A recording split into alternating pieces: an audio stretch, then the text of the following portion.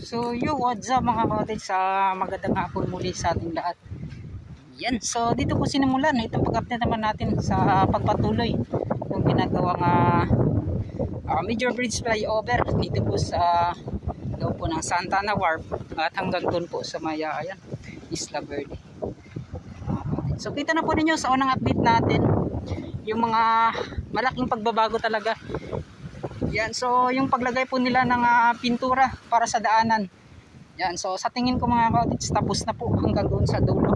Kasi nga po nakumpleto na yung bawat gilid at sa gitna. Yan mga cottage. So titingnan natin mga cottage ano yung mga makuha nating update dito. So samahan niyo ako. Let's go. So yun mga cottage, dito banda, yan So dito ako sa may ginawa nilang daanan na to. Yan. So ngayon po ay high tide. Yan. So dito na kasi ako dumadaan yan mga cottage, so para malapit lang, hindi na po ako maikot. Yan. So pag dito ka kasi madali mo lang mapuntahan itong unang pantalan.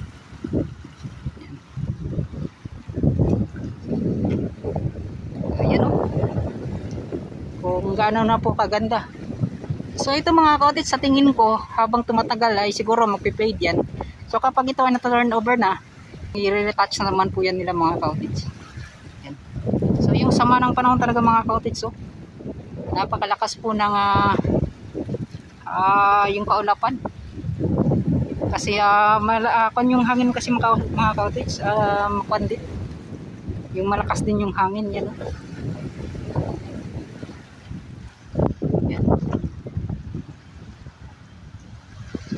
Doon po tayo kanina sa dulo. Ngayon po ay araw po ng Biyernes, January 19. Yan. So nilagyan ko na po ng oras, mga date mga cottage para alam na alam ninyo kung kailan ko po ito in-update. Yan. Pupunta tayo dito mga cottage kasi nga po puntahan natin hanggang doon po sa dulo at papasilip sa inyo.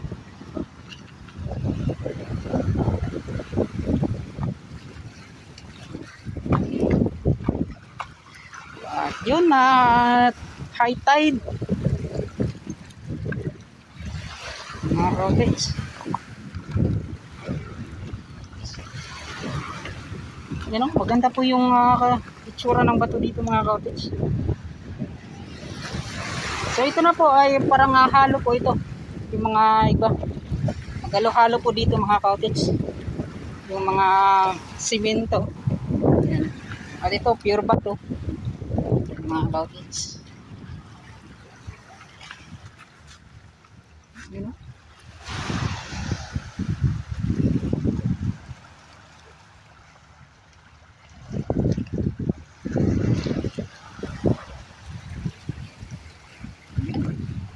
So sana sa pag-update natin ngayon ay hindi po tayo aabutan ng ulan. Yan.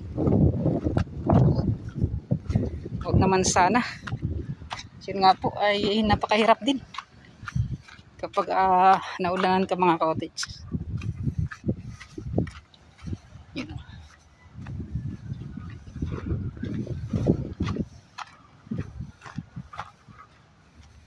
So, kita naman po ninyo mga cottage, napakaputik po dito banda.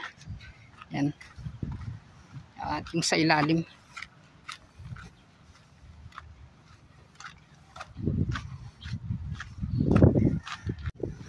Yan mga cottage, dito banda, yan. Umikot lang po tayo mga cottage kasi kapag dito po tayo dumaan yan, sigurado po yung putik.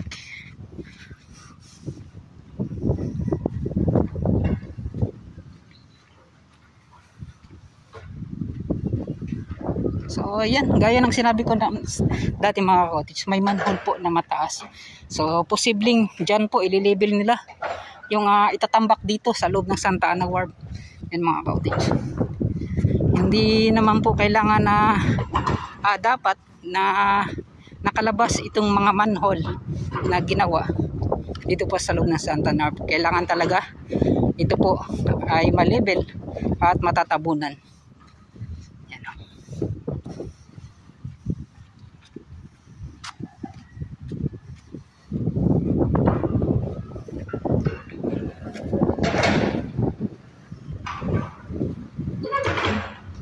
So ito po yung itsura sa loob ng Santa Ana Wharf mga ka-cottage.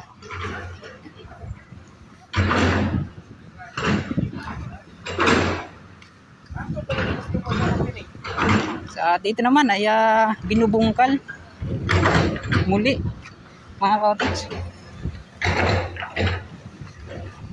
Yun. Yun, no? Binubungkal niya po yung mga lupa dito.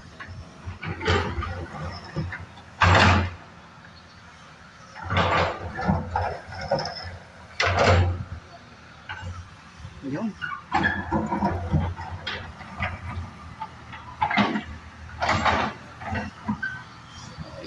Isa naman.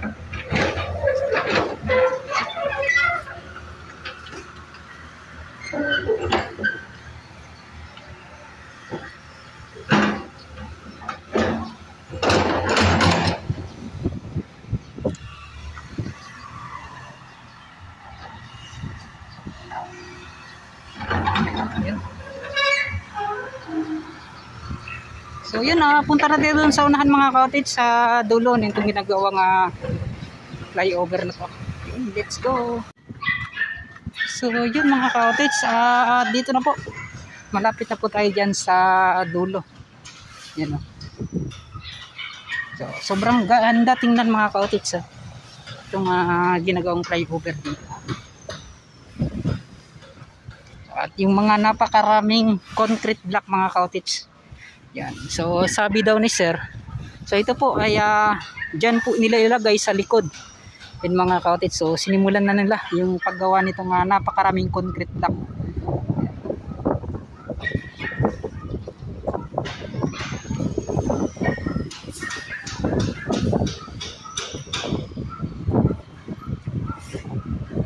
So yan, kita naman ninyo na halos po sa gitna sa loob ng Santa Ana Wharf puno po ng concrete block. So yan, dito tayo sa dulo mga cottage.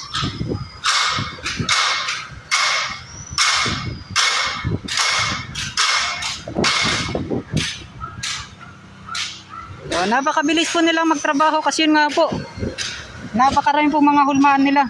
Boss, shout out. Okay, shout out. Yan o. Oy boss, ay hapon. Well, shout out. Yan na si Idol Tara. So, yung mga cottage nagkawan pala sila dun mga cottage. So, punta kayo dun sa unahan. So, kanya ako, let's go. So, yung mga cottage, andito tayo sa dulo, sa Abutment B.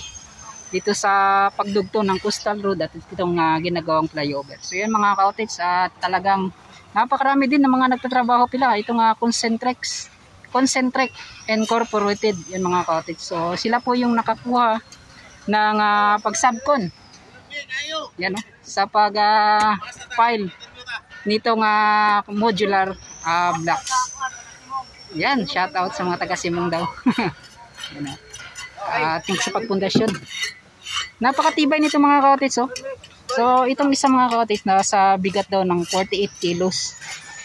Yan. So kailangan talaga na dalawang tao yung kumbaga maalsa, yung kakarga para po mailagay lang diyan mga cottage. So yan mga cottage. At kita na po ninyo yung kanilang mga nagawa na dito. Yan.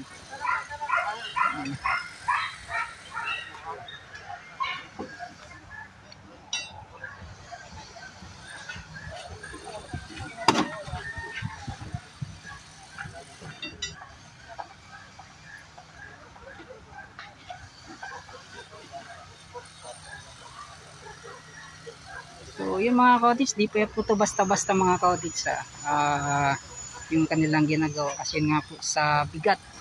So need talaga ng mano-mano sa paggawa nito mga cottage. Yan.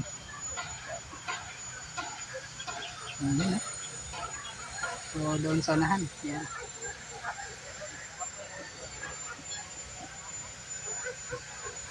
So yung kita niyo mga cottage, may mga label pa po yan na kanilang inilagay. Yung tawag niyan, yung tawag niyan yung nylon po mga cottage, para lang po mapantay po yung paglagay po nila ng modular blocks. Yan. Ayan sila sir, mahakot. Yan o. Ay sir, nga po. Yan, shoutout na kay George. Shoutout kay George. Sir, mao din ang kwan sir kanang gibutang ninyo nga kwan no? Kanang sa tawag na kanang graba, no? Mao din na siya. DIY. Iyan no.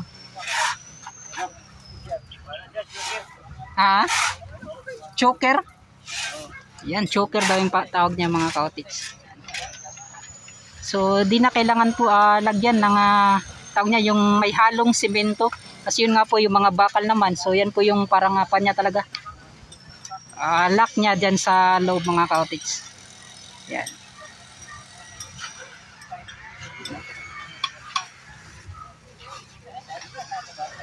Concentric Incorporated. So, ganito po karami mga kaotits yung mga trabahante ng Concentric. Concretic. Yan, Concretic Incorporated. Yan mga kaotits. So, yan sa mga nakapanood mga kaotits, lalo na dyan sa may Tagum flyover at doon po sa may Bago Aplaya, sa may underpass po na ginawa. So, sila po daw yung gumawa nun mga kaotits. Kaya po napakaganda rin ng pagkagawa ng ganitong uri po ng proyekto. Yan, Concretic. Sila. Yan, shoutout. Hanggang doon pa mga kaotits, so napakarami. Siguro nasa mga 30 ka tao yung mga nagtrabaho dito. Sa pagpile lang mga kaotits, so nitong modular blocks na to. Yun.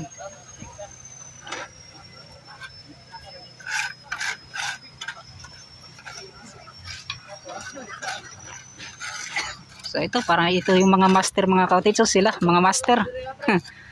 Yan, mga master. Yan o. Yung kulay yellow.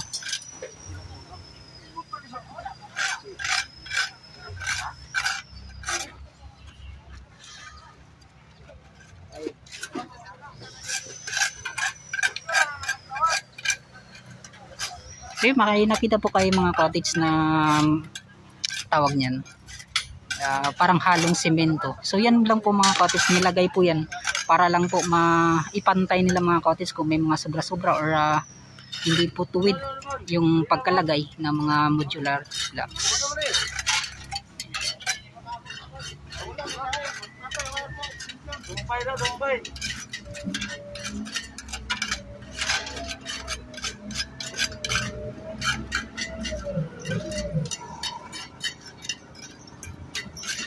At yan, sa gitna pala mga kaotits, parang tatapusin po muna nila itong pag-pile po. So bago po yan tatambakan mga kaotits ng tawag niyan, ng lupa. Or makakuan sila mga kaotits, mga ilang palapag ng modular, tatambakan yan. Tapos para may, napakataas na rin kasi mga kaotits kapag itong paglagay ng modular, yung tuloy-tuloy nila. So kailangan siguro may pantay naman yung dito banda. Yan.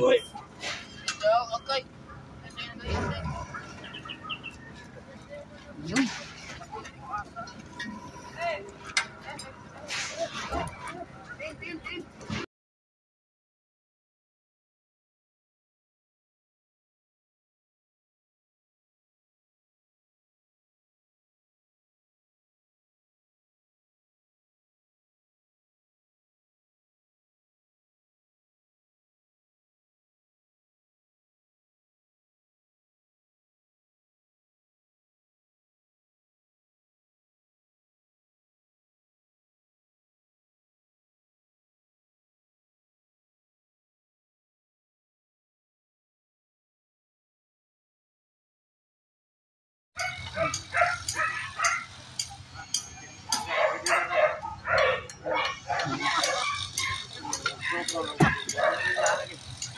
So yun mga kaotits.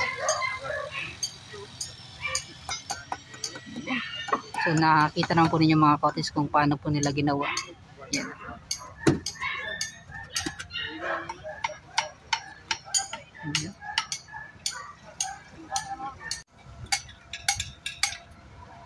Yan. Ya.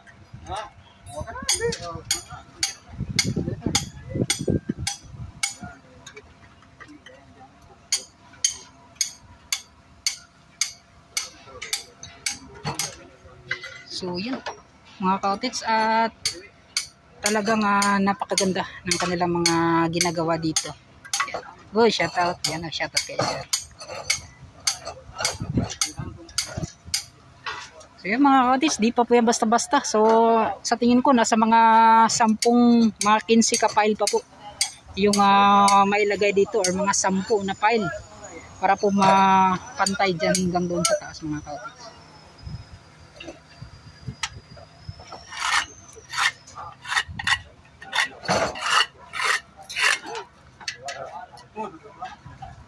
So yung kanilang estilo po mga ka-outits, no, kada gawa nila yan, hinuhukay nila muli, ina-atras pa yung mga ka-outits yung mga lupa hanggang doon sa unahan. So para makagawa po sila ng ganito. So ipapakita ko sa inyo kung saan po yung dulo itong kanilang paggawa po mga ka-outits.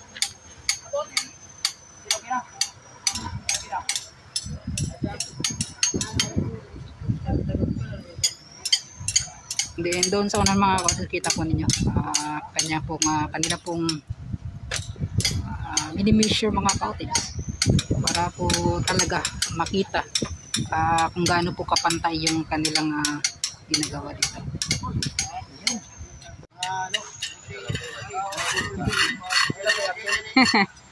Ayan. So shout out sa taga Kapalong, taga Japan daw. Simong. Taga Simong daw. Ayan na. Ayan na.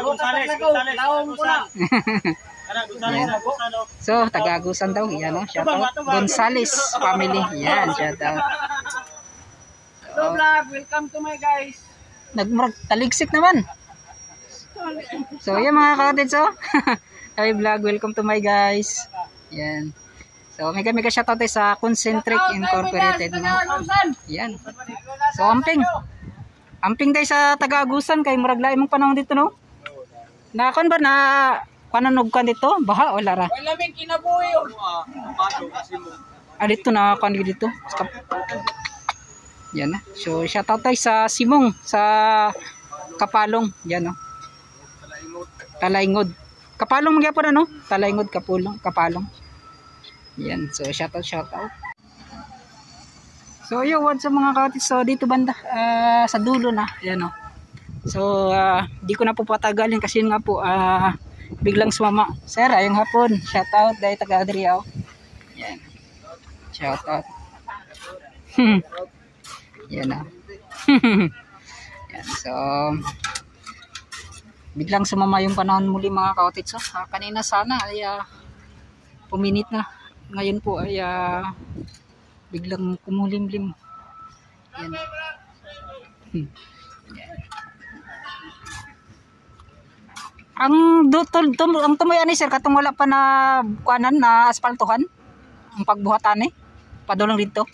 Yan. So hanggang doon mga ka-outits sa may Relay Company yung dulo ng kanilang ginagawa. Yan. Dito banda mga ka-outits talagang mahirapan sila kasi yun nga po napakataas pa. Yan. So pagpunta na po yan doon sa unahan, yan, pababa na po yan.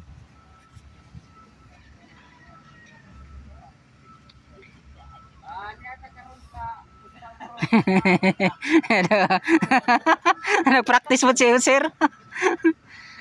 Masa kay tawagan ng kwanser kanang nakalatag module ay kaning nakalatag nga kanang murag tila unsa na siya? Net kanang net.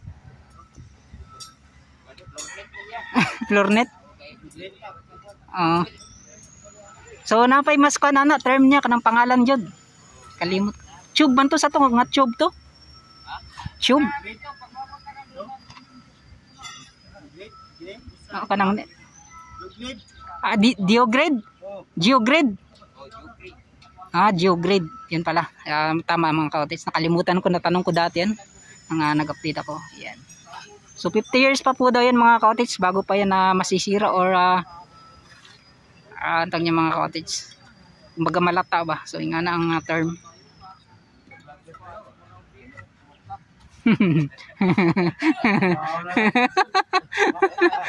So ito double purpose ba, naka-vlog, trabaho. Mo gyud. Dugay kung kanang views nimo hinay.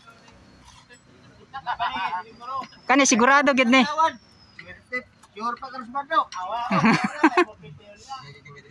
Sigurado ng 450. Yan. Mga ka-otids, napakarami po nila mga nagtatrabaho dito. At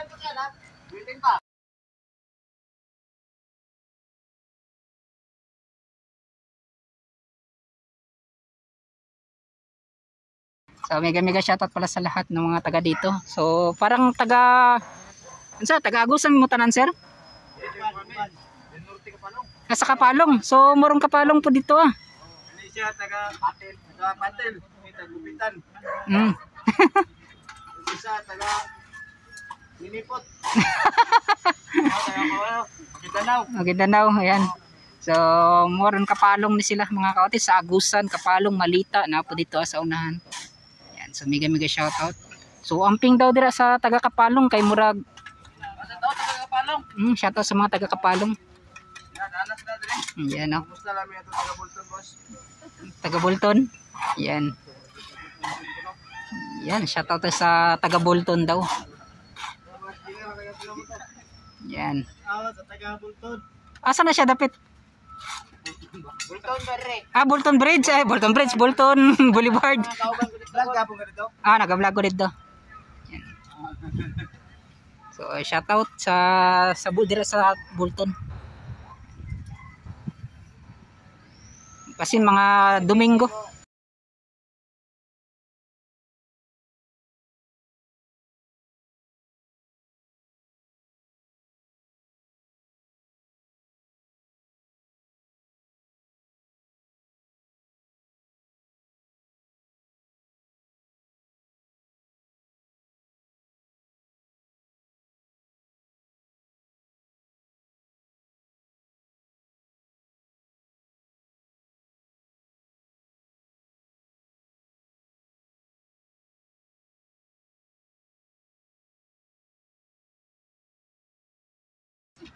Manors.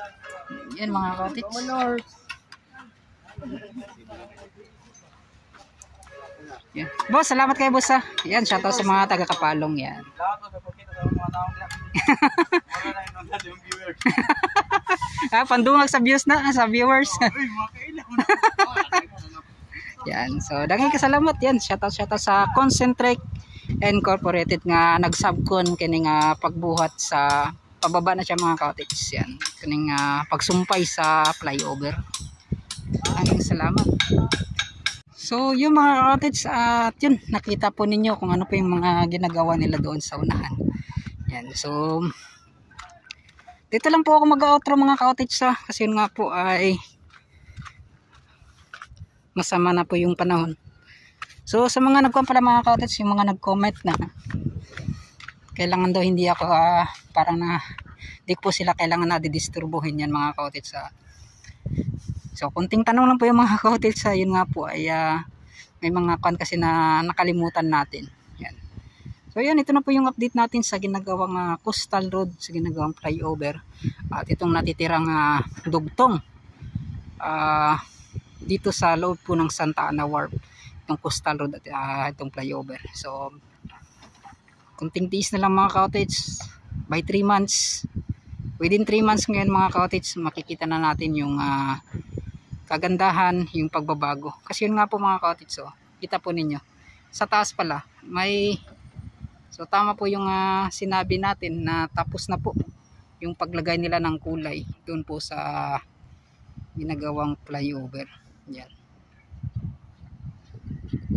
So ito na lang talaga yung kanilang hinihintay na matapos para magdugtong na talaga. So maraming salamat pala sa lahat mga solid supporters natin, solid viewers, solid subscribers. Yan. Maraming salamat. At sa mga FWs din natin dyan, mega shoutout po sa inyong lahat. Sa lahat po ng mga dito sa Davao City, sa mga nabahaan. Yan. So lagi po kayong mag-ingat. Yung mga naapektuhan dyan, lagi po kayong mag-ingat. Yan. So hanggang dito na, papaalam na po ako. Yan, bye-bye na.